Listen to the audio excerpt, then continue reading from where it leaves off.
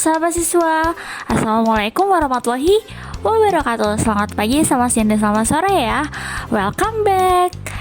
Nah, melanjutkan pertemuan sebelumnya, kita membahas mengenai mobilitas sosial, di mana pada pertemuan sebelumnya kita membahas mengenai bentuk-bentuk mobilitas sosial. Yuk, sekarang kita lanjutin yuk mengenai faktor pendorong dan juga faktor penghambat mobilitas sosial.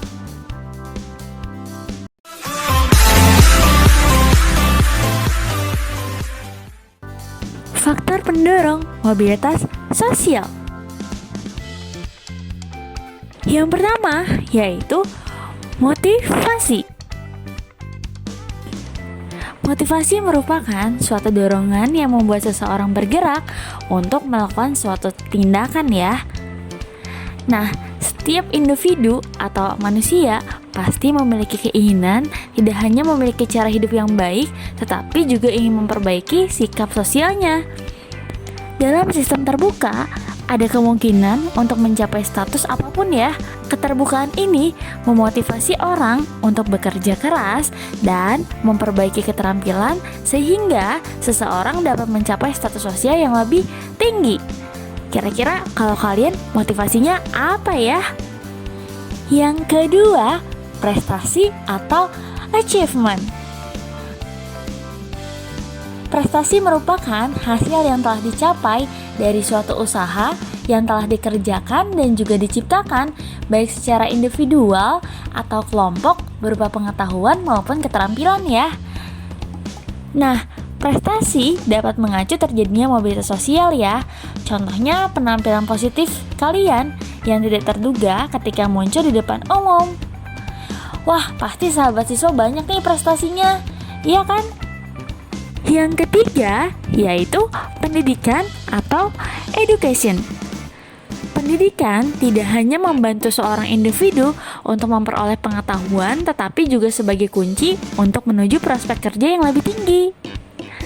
Nah, apalagi di zaman sekarang ini ya, pendidikan sangat penting karena hampir semua lowongan pekerjaan mencari kualifikasi pendidikan sesuai dengan pendidikannya.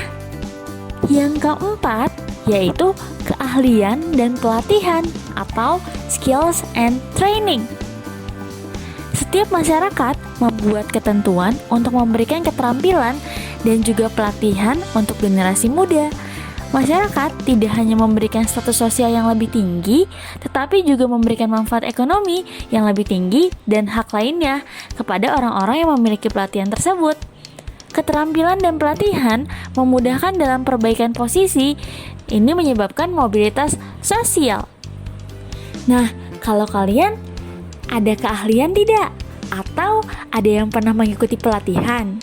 Yang kelima yaitu migrasi. Pasti sahabat siswa sering mendengar nih istilah migrasi. Hayo, migrasi adalah perpindahan penduduk dengan tujuan untuk menetap dari suatu tempat ke tempat lain yang melampaui batas politik atau negara ataupun batas administrasi atau batas bagian suatu negara.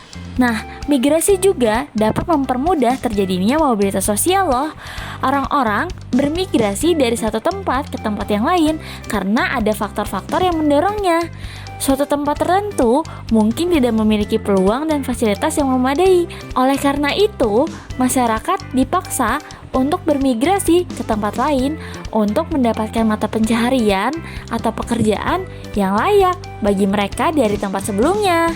Contohnya, banyak ya para pegawai ataupun karyawan yang mencari pekerjaan di kota lain sehingga mereka pindah dari tempat asalnya ke tempat yang dituju untuk mendapatkan pekerjaan yang lebih layak. Dan yang terakhir yaitu industrialisasi. Industrialisasi adalah suatu proses perubahan sosial ekonomi yang mengubah sistem pencaharian atau pekerjaan masyarakat agraris menjadi masyarakat industri. Revolusi industri mengawali suatu sistem sosial yang baru di mana orang diberi status sesuai dengan kemampuan dan pelatihan mereka. Industrialisasi mengakibatkan produksi massal pada harga yang lebih murah. Hal ini memaksa para pengrajin dari pekerjaan mereka. Dalam mencari pekerjaan, mereka bermigrasi ke kota-kota industri. Faktor penghambat mobilitas sosial. Yang pertama yaitu perbedaan kepentingan. Seperti kita ketahui ya, setiap manusia tentunya memiliki kepentingan yang berbeda-beda. Ada yang positif dan juga ada yang negatif. Nah, kepentingan di sini tentunya yang mengarah kepada kepentingan negatif ya, karena ini yang dapat menghambat mobilitas sosial seseorang. Selanjutnya, faktor penghambat mobilitas sosial yang kedua yaitu perbedaan jenis kelamin atau gender. Faktor perbedaan jenis kelamin atau gender ini di masyarakat tradisional masih dijumpai adanya ketidaksetaraan gender ya, di mana perempuan dianggap kurang mampu melakukan sesuatu dan laki-laki lebih pantas. Contohnya ya, perempuan hanya sebagai pendamping suami yang pekerjaannya hanya mengurus rumah tangga saja. Sikap tersebut menyebabkan perempuan menjadi sulit melakukan mobilitas sosial ya. Hal ini berarti menghambat mobilitas sosial bagi kaum perempuan. Yang ketiga yaitu faktor diskriminasi. Diskriminasi adalah pembedaan perlakuan terhadap sesama warga negara. Nah, diskriminasi ini dapat menjadi sikap yang netral ataupun buruk, tergantung pada perilaku diskriminasinya seperti apa ya. Nah, kalau penghambat mobilitas sosial di sini, yaitu tandanya terjadi perlakuan yang tidak seimbang terhadap perorangan atau kelompok berdasarkan sesuatu, biasanya bersifat kategorikal atau atribut-atribut khas seperti ras, suku bangsa, agama, atau keanggotaan kelas-kelas sosial lainnya ya.